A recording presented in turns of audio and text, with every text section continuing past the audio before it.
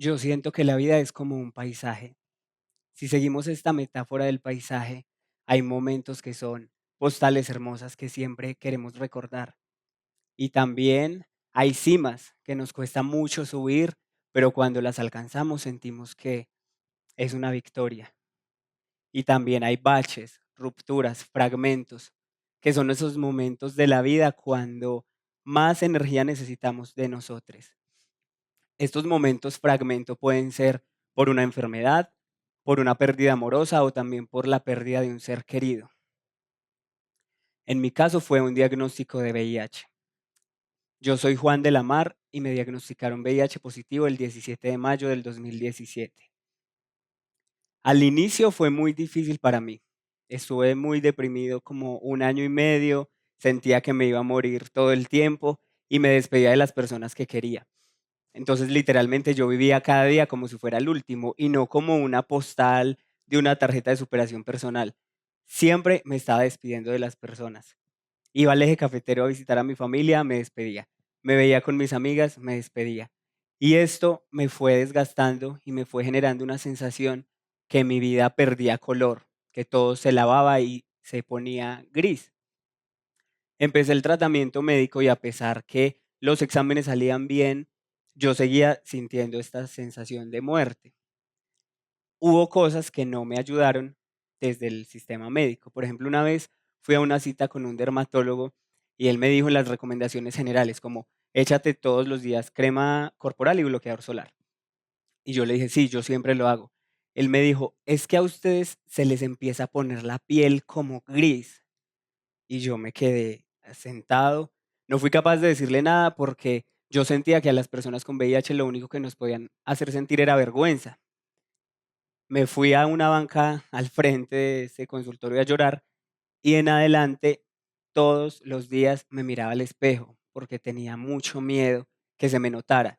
Entonces me miraba si se me estaban marcando los huesos, si los pómulos se me marcaban, si estaba más flaco, más pálido.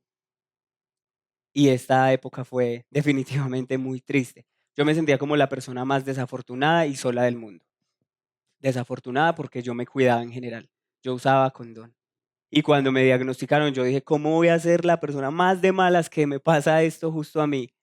Y sola porque no conocía a nadie vivo que tuviera VIH. Entonces, yo hice una lista de las cosas que quería hacer si me moría. Las empecé a hacer una a una. Y el último punto en la lista era estudiar cine. Desde chiquito había tenido esa sensación de emoción por las cámaras, me inquietaba la magia de las imágenes en movimiento. Y dije, bueno, pues si no me he muerto, voy a cumplir el sueño más grande de mi vida. Y con el apoyo de mi familia, que siempre han estado conmigo, inclusive en esta situación tan difícil, pude entrar. Cuando entré a la escuela de cine fue increíble, como esa sensación de estar cumpliendo el sueño más grande de tu vida. Y yo sentía que las cosas podían empezar a cambiar. Y así fue. Cuando vi la materia de documental, tuve la oportunidad de hacer un documental y decidí hacerlo sobre mi propia historia, sobre mi relación con este diagnóstico de VIH. Entonces, con los compañeros que hicieron parte de mi grupo, empezamos a buscar textos, imágenes que nos ayudaran a transmitirle al espectador esa sensación de encierro, de ahogamiento. Y yo encontré un texto en el que decía que me quería forrar en látex para no contagiar a las otras personas. Me preguntaba cómo podía caminar en una ciudad llena de bacterias, de virus, y me preguntaba también cómo forrar en látex el amor. Entonces lo que decidí fue envolverme en látex y caminar por Bogotá y su tráfico para que las personas sintieran ese ahogamiento que yo llevaba cargando un año y medio de mi vida. Hicimos este performance, lo grabamos y después, para finalizar el documental, yo decidí hacer un ritual psicomágico. Un acto en el que me envolvía en látex totalmente, me colocaba en el piso y las personas que me habían acompañado aquí en Bogotá en este tiempo me acompañaban en este espacio y hablaban qué habían aprendido conmigo en este tiempo sobre la vida, sobre la muerte, sobre el amor también. Y después de estar ahí como una hora empacado en látex, me empezaron a desempacar y al final me pintaron de color, me llenaron de color todo el cuerpo para acompañarme en ese viaje simbólico de regreso a la vida. que fue como lo llamé. Puede sonar muy gracioso, pero al día siguiente del ritual yo me sentía muy diferente. Yo sentía que podía respirar, como que por fin podía entrar aire a mis pulmones. Y empezó a pasar como cuando emites un sonido que empieza a resonar y tiene eco en muchos lugares, que mi historia y mi documental empezó a llegar a muchos lugares. Entonces, escribí artículos para revistas de salud, me entrevistaron en Radio Nacional, inclusive me entrevistaron en canales de franja nacional a horarios familiares, para hablar de mi experiencia con el diagnóstico y de mi documental. También empezamos a mostrar el documental en festivales, nos empezaron a seleccionar y se empezó a volver una cuestión retroviral, no solo viral, retroviral, como es el mismo VIH. Para mí es increíble pensar que en noviembre del 2018 estábamos finalizando de grabar el documental y al año siguiente, en noviembre del 2019, yo estaba siendo nominado al Premio Ciudadanos con Buena Energía de Bogotá, que es un premio que destaca trabajos de alto impacto en la ciudad. Y no solamente era el finalista más joven, sino que era el único que no llevaba 20 años o 15 años trabajando en una comunidad, en un barrio de Bogotá, pero me había atrevido a hablar de un tema que sigue siendo tabú en nuestro país. Sin embargo, lo más interesante para mí no es eso y tampoco ha sido lo más bonito, con lo chévere que puede ser salir en televisión, que la gente conozca tu nombre, que te referencien. Para mí lo más bonito ha sido que después de cada proyección del documental, después de cada muestra del documental en un festival, después de cada artículo que he escrito, me escriben personas a mis redes sociales y me dicen que les pasó lo mismo, que les diagnosticaron con VIH, que están deprimidos, que tienen ansiedad, que tienen miedo de morir y que cuando vieron el documental se sentían acompañados de alguna manera y que se identificaban con mi historia. También preguntándome cómo contarle a su pareja, cómo contarle a su familia. Y yo empecé a sentir que compartir esta información era como hablarle a una parte de mí que no tuvo quien le hablara, como ese referente que yo nunca tuve, convertirme en ese referente que no tuve.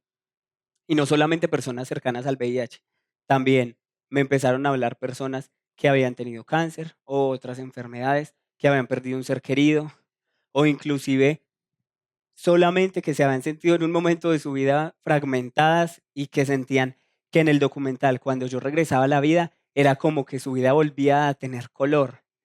Y esto para mí eh, ha sido como magia, como la magia del cine que yo tanto admiraba. En mi caso fue el arte y soy una persona muy afortunada porque tuve el apoyo de mi familia, pude entrar a estudiar cine, pero conozco otras personas que han decidido estudiar un doctorado, se van de viaje por el mundo, venden todo o deciden agruparse a otras personas para luchar por causas comunes a las suyas. Hoy ha pasado 3 años y medio desde el diagnóstico. Yo me encuentro de salud muy bien, emocionalmente también estoy mucho mejor. Pero sin embargo, yo me sigo haciendo algunas preguntas. Yo me pregunto cómo es posible que siga existiendo tanta discriminación y tanto prejuicio frente a ciertos temas, a tal punto que en la cuarentena pasada dejaron morir una mujer trans en Bogotá porque tenía VIH, no le prestaron los servicios de salud. Me pregunto también cómo en nuestro país no hay figuras públicas que tienen VIH y lo asumen como pasa en otros países, porque es que esto lo que significa es que si a un joven lo diagnostican, va a creer que se va a morir, va a decir no tomarse el tratamiento o se suicida, que prácticamente es lo mismo. Y me pregunto cómo es posible que en pleno 2020 nos sigan echando de nuestras casas, nos discriminen en nuestro trabajo y a veces sentimos que no somos parejas elegibles solo por un diagnóstico de VIH. Y yo creo que esto tiene que ver con el silencio, con ese silencio al que están condenados algunos temas en Colombia. Hay cosas en este país que están prohibidas a hablar. El suicidio, la depresión, el VIH siguen siendo temas prohibidos. Y por eso yo decidí poner la cara y hablar de este tema en todos los espacios que pueda. Porque yo sé que hay sentadas personas que han sentido en algún momento que la vida se les ha quebrado o después les va a pasar y van a tener a quién escribirle, a quién llamar. En una de las últimas proyecciones que tuvimos del documental, que fue virtual, nos vieron más de 5.000 personas en 2 días. En esa ocasión me escribió un gran amigo de otra época y me dijo que a él le asustaba que a mí me identificaran con VIH, que pensaran que yo solamente era una persona que tenía VIH y no un activista, un artista, un ser humano que le puede aportar mucho a esta sociedad. Y yo siento que efectivamente a mí no me define el VIH. Si hay una palabra que a mí me define es la resiliencia, esa capacidad de sacar belleza de este caos, como decía Gustavo Cerati, y de convertir una experiencia que en un momento significó para mí el final de mi vida en un aprendizaje que ahora puedo compartir con otras personas que estén pasando por depresión, que hayan tenido intentos de suicidio, que tengan otras enfermedades. Y les puedo decir que cuando tú sientes que tu vida se acaba, que todo el color se pierde, que se opaca, es posible que sea el inicio de una nueva vida, la oportunidad de volver a comenzar o la oportunidad de volver a la vida, como fue mi caso. Muchas gracias.